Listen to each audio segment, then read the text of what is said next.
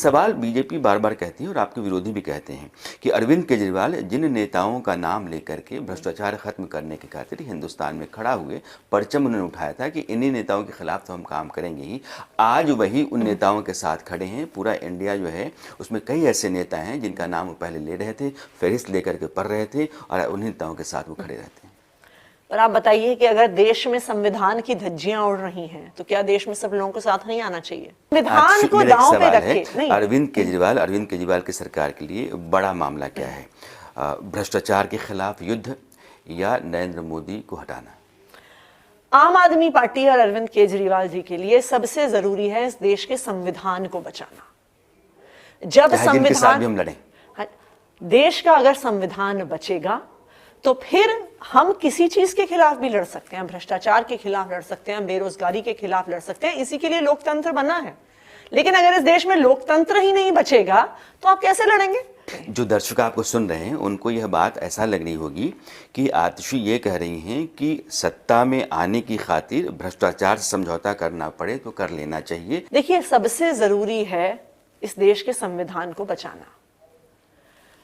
हमारे देश में जो ये संविधान आया, हमारे देश में जो लोकतंत्र आया, ये बहुत संघर्ष के बाद आया। हमारे देश में वोट देने की ताकत कोई किसी ने हमें थाली में रख के नहीं दी थी। इस देश के लाखों करोड़ों लोगों ने अपनी जान की कुर्बानी दी थी इस एक वोट के अधिकार के लिए। इस वोट के अधिकार का क्या मतलब है कि मैं जिसको चाहूं वोट दे सकती हूं और मैं जिसको वोट दूंगी वो मेरे बिहाफ पे निर्णय लेगा। यही है लोकतंत्र। अंग्रेजों के जमाने में क्या होता था कि एक आम जनता की राय का कोई फर्क नहीं पड़ता था। अंग्रेज शासन करते थे, मैं चाहूं उनका शासन या ना चाहूं उनका शासन। आज भारतीय जनता पार्टी भी तो यही कर रही है।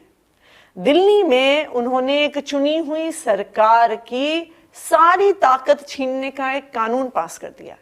तो दिल्ली की जनता के साथ क्या हुआ है? दिल्ली की जनता की स्थिति तो अंग्रेजों वाली हो गई है।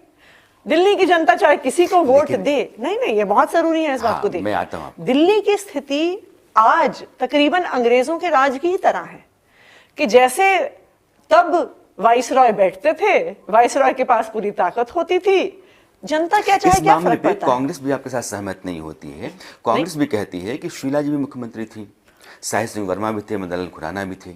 कभी केंद्र के साथ इस तरह का टकराव नहीं हुआ जैसा टकराव आम आदमी पार्टी की सरकार के साथ हो रहा है।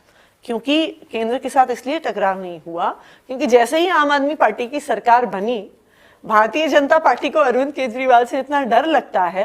फरवरी 2015 में हमारी सरकार बनी, मतलब कांग्रेस से डर नहीं था, अरविंद केजरीवाल से डर है। बिल्कुल, वरना वो हमारी सरकार बनने के 3 महीने के अंदर अंदर, फरवरी 2015 में हमारी सरकार बनी।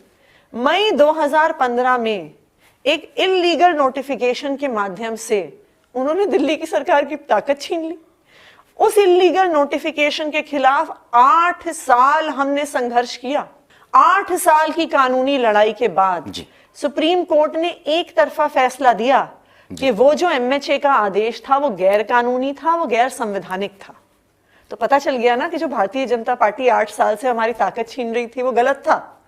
उसके 8 दिन के अंदर अंदर भारतीय जनता पार्टी एक ऑर्डिनेंस लेके आ जाती है सुप्रीम कोर्ट के फैसले को पलटने के लिए। मतलब वो ये कहते हैं कि लोकतंत्र में एक व्यवस्था है।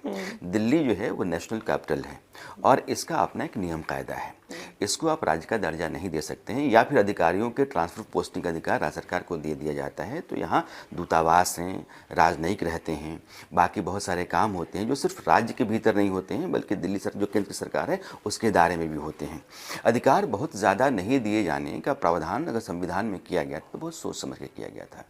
और संसद के भीतर गृह मंत्री ने जितनी बातें कही थी, आपको याद हो, तो उन्होंने इन सब बातों का हवाला दिया था।